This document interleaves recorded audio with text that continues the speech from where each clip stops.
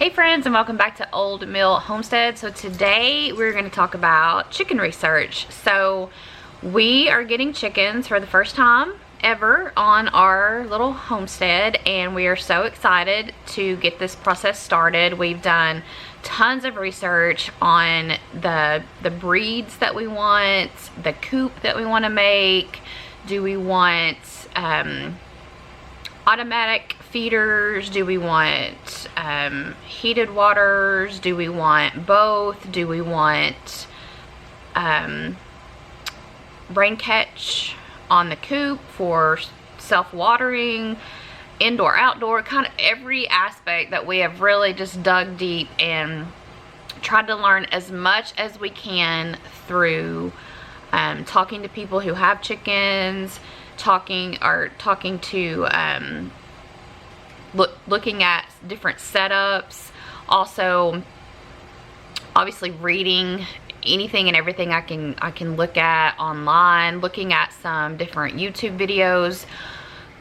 Obviously the big elephant in the room is we've never done this before, so there's a learning curve, right? You're not going to jump in and be a professional anything without learning, and you're always going to learn on the job. So there will always be things that we continue to learn, but we wanted to be as prepared as we can about being first-time chicken owners, and number one, what we were looking for, and number two, what the chickens are going to do for us and what we are going to do for them.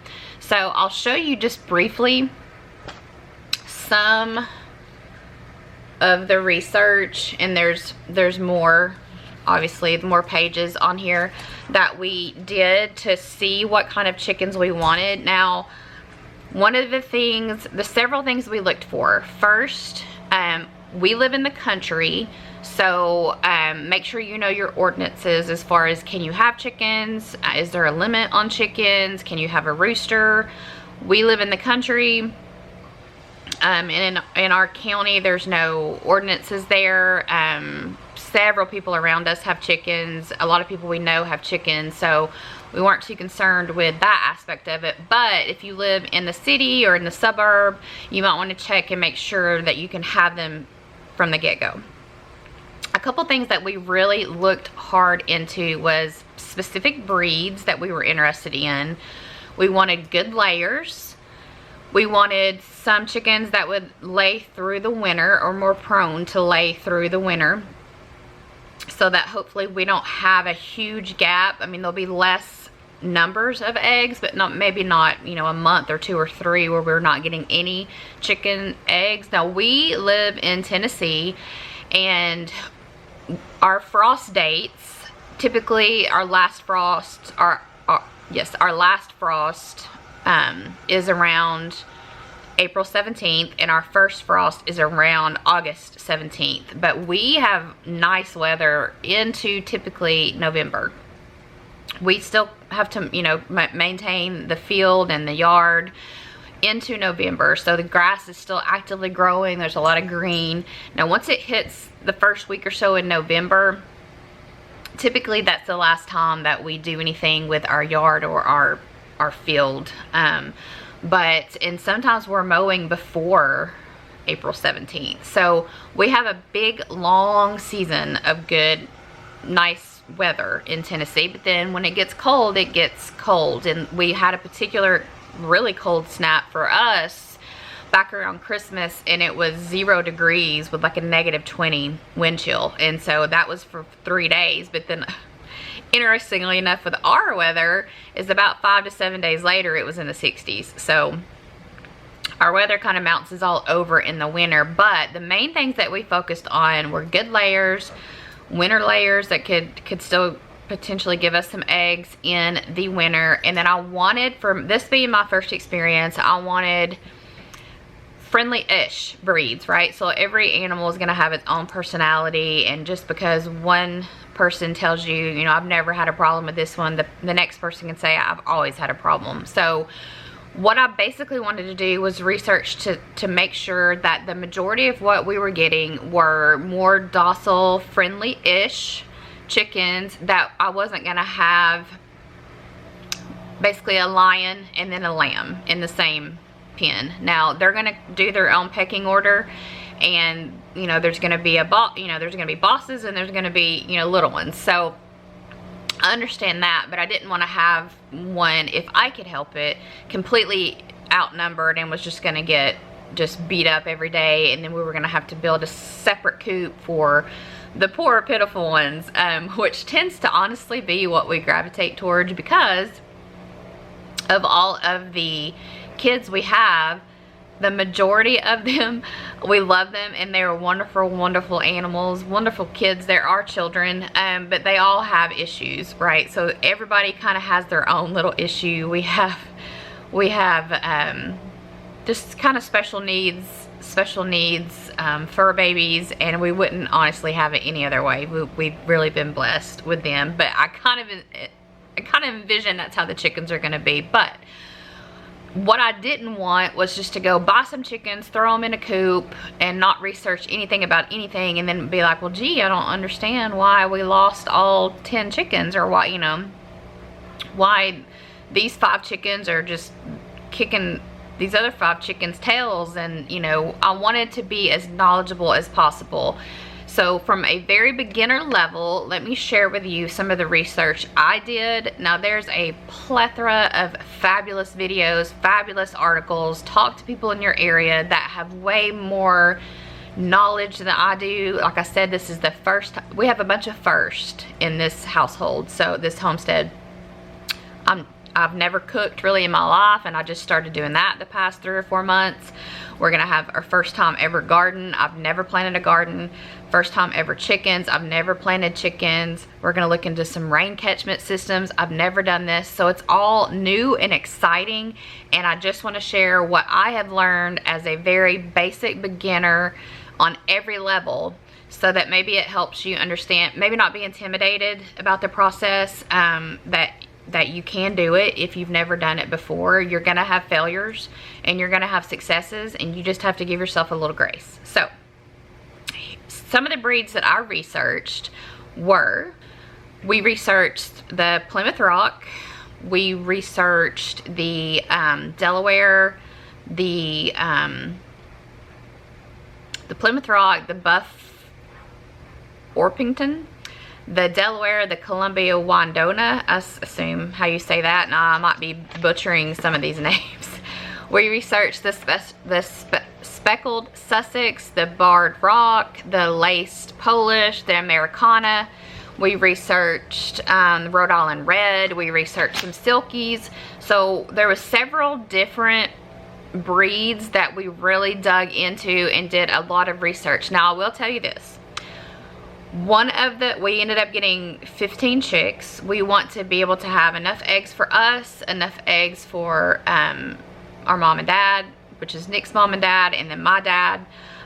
We wanted to be able to have enough eggs to give others. So, and then we might, if we have left over, we might sell some to people in need.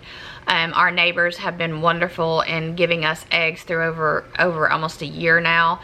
And so we want to do the same thing that they've done to us, which is bless others with them. So yes, we did get a relatively large number of eggs, but that's kind of what we're looking into. And then we will probably add every year or every 2 years, 3 to 4 extra chicks on top of what we already have. So what we ended up coming home with, one is a complete splurge. I wanted this chicken from the minute I saw it. Our neighbors have one. I've seen pictures of it. It matches my hair perfectly. I'm sure you chicken people already know, which was a Polish. So we did end up getting some buff Polish. We got 3, and I know they're not known to be great layers, but they do have pretty good temperaments, and of course they have their issues of their own. You know, sometimes their big poof kind of gets in the way and they have trouble seeing. They're not necessarily able to see predators coming as well as some of the others, but that was a complete, I wanted that breed because I feel like it's my spirit animal. I don't know if that's, I feel like it's me, like, right? Like my hair is always like this, and I saw that chicken and I was like, that chicken's me, like that's my chicken. And so I had to get it. complete splurge, not impulse, because I did do research on it, but complete splurge. I had the barred rock, was what I was planning on getting, and then I took that one away, which to a lot of chicken people makes no sense, but to me, for us, I made the decision to take a good layer and get a Polish. So that's one of the ones we got. We got 3 of the buff Polish. We also got 3 of the Colombian Wyandotte. Do you guys know what I'm saying? It's Wyandotte. So we picked up those. They're good layers. They're typically calm and docile, and they're cold hardy. Now understand when I tell you this, that just because you pick this particular breed does not mean that that particular bird is going to fit all of these categories. This is just the majority, right? Every bird's going to have a different personality, but these are just the statistics, and this is kind of our experience with this particular bird. This is research's experience with this particular bird, and you just hope for the best. So we picked up 3 of those. We picked up 3 of the Delaware, which they're good layers. They're gentle, calm, and curious, and they're talkative. So keep that in mind. Some of these birds are talkative. They're chickens, you know. We picked up 3 of the buff Orpington. Again, they're cold hardy, excellent layers, docile and kind, was what just about every site that I looked on said about them. I looked hard into the Plymouth Rock, and then we ended up not choosing them, not because they're a bad bird. It's just I had to narrow it down, right? We don't want 30 birds on our first experience, and 15 is a little much, so I feel like we're good on there. The other thing, we picked up 3 of the speckled Sussex. So they're calm, friendly, docile, and curious, cold hardy, and excellent layers. Now I mentioned the barred rock that I took out of my my list of ones, and we probably will pick up some of those on the next go around, either next year or in 2 years. They're calm and docile, and they're good layers. Other breeds that we researched were the Americana, we researched the Plymouth Rock, we researched the Rhode Island Red, we researched Silkies. Kind of what I've gathered is Silky and Polish are they have a lot of similarities, and I didn't really want another, like I said, I went for the Polish for no other reason than I feel like that's me, right? If I was a chicken, I feel like I would be a Polish. I really do. I mean, has to be. So I just wanted to kind of go over some of that. Like I said, do your research. We've researched a ton about a chicken coop and a chicken run and the location of where we're going to put it. We went back and forth. I showed you on one video that we had talked about putting them in with the goats in the goat fence, so that they would be, a predator would have to get past the goat fence, past the goats, which Rue's about 150 pounds of bottle raised mama's boy, handle his business. So but at the same time, Rue is bottle fed, mama's boy handles his business. So we've decided, I think, that we are going to put the chicken coop and the chicken run in the backyard, which is also fenced, which is the dog yard. So still there's 2 layers of protection. There's the dog fence, and then there would be the coop and the run. And then we would obviously fortify that as best to our ability. What we're planning on doing is having a rain catchment system. Now that might come later, but we want to do a rain catchment system so that it automatically feeds down into the waters. We're going to do where we can put their food and their water from the outside in. That's not to say that we won't have the waters that you lay on the ground or put on a rock on the ground, and they can kind of peck around and you clean them, change them every day and clean them every week. Not saying that we won't have those, because we might have one that has kind of the crooked beak and can't drink from the particular water. We're thinking about the nipple waters at this time today, that's what we've already bought one for our chicks that are coming in June. We actually switched that. We looked hard at different, do we want to do an online hatchery? Do we want to do a local hatchery? Do we want to run to, it's kind of a taboo word apparently lately, the Tractor Supply and pick up some chicks? So we want to go to the co-op and pick up some chicks, and we really went back and forth about that. And we actually ordered some from a hatchery, and they sent an email saying that they would not be able to ship them until August of this year, and that's just too far. And so we went with a second hatchery. We did look into a local place about 50 minutes away from us, and I spoke with her, and I really liked, we seemed to you know, she was very knowledgeable, but none of the breeds that she had were breeds that I was particularly interested in. Now on the next go, we probably will go to her and pick up a different breed, or one of the same breeds that we have here. But I believe she had the Barred Rock, she had some Plymouth Rock,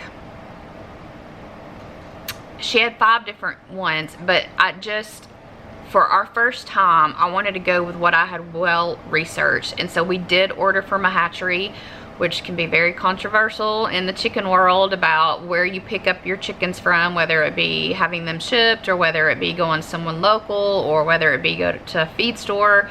We chose this way. Again, do your own research and do what you feel comfortable with. I wanted these particular breeds because I had spent hours and hours researching them, and this company that we ordered from, they're very responsive, and I'm excited about getting our chicks in. So I think what we're gonna do is put it in the backyard, in the dog yard, and then build a coop probably big enough for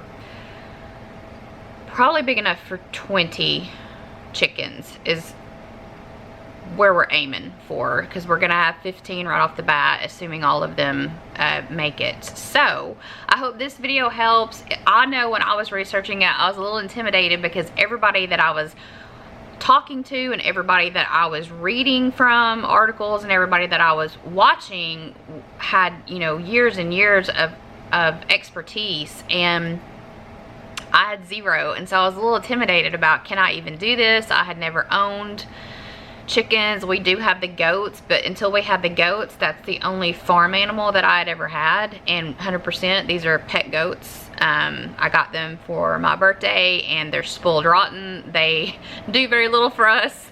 They do help sometimes when I'm mowing. I'll put them in the backyard and let them roam. We are going to get some of the wire, the electric wire, and the chickens are going to work for us, as are the goats. So we're going to put strong enough wire to keep predators out and the goats and the chickens in, and we're going to rotate them during the day. Sometimes we've got 13 acres that we can rotate them on and let them till up the ground, help keep it kind of mowed down, save on gas on having to do that. The chickens will definitely work for us in the garden, not only their poop and shavings as compost, but also when we put the garden to bed, we'll just put the fence out there and let them just go to town and get it kind of mowed down.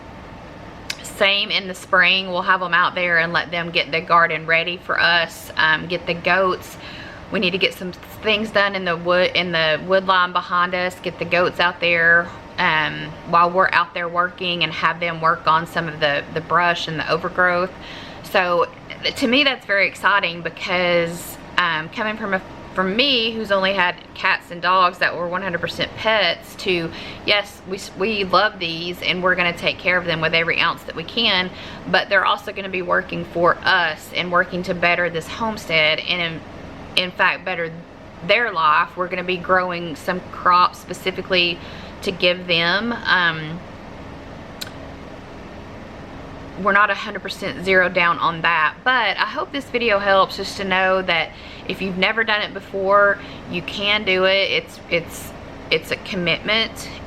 you know, don't just go buy some chicks and throw them in the backyard and then wonder why none of them are still living after a week. Do some research, do lots of research. Don't just watch or listen to one particular source, but go through many different sources and find out what is going to work right for you. And then eventually, after some years, you'll be able to have this expert experience and you'll be able to help people even more. So I hope this video helps, and we will see you guys in the next one. And I promise that when the chicks get here, we will show you all the chicks and show you the kind of the situation, the brooding situation that they're going to be in. And we already have all of that en route here to us. Some of it has already come, but then, you know, we've got a little bit where I will also show you the coop and the building process on that. That's what I'm even more particularly excited about. I am not a good carpenter. My husband is, my dad is, and my father-in-law, they all are. But I want to be the one getting involved in it too. So it's not going to be just me videoing them do it. It's going to be me kind of getting my hands in there and learning. And that way, if there's a repair that needs to be made, or if there's something that needs to be handled, I can also do that instead of having to kind of rely on them. So there's a lot of changes this past 7 months and coming up further, and I'm tickled about it. Just the cooking process and the garden process and the chickens and building things and just being more self-sufficient. You know, the watering system.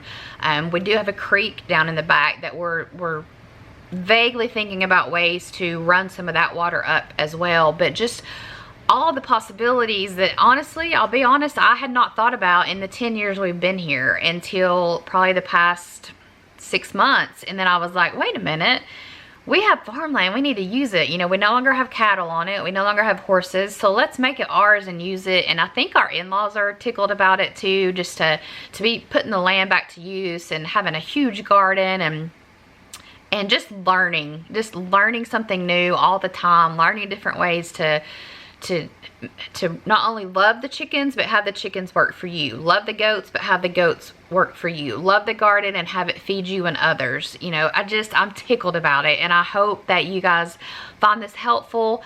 There's a ton of different resources that you can go to check out just best options, best ways to do things. But I promise I will take you guys along for the process, and we will see you in the next one. Bye, guys.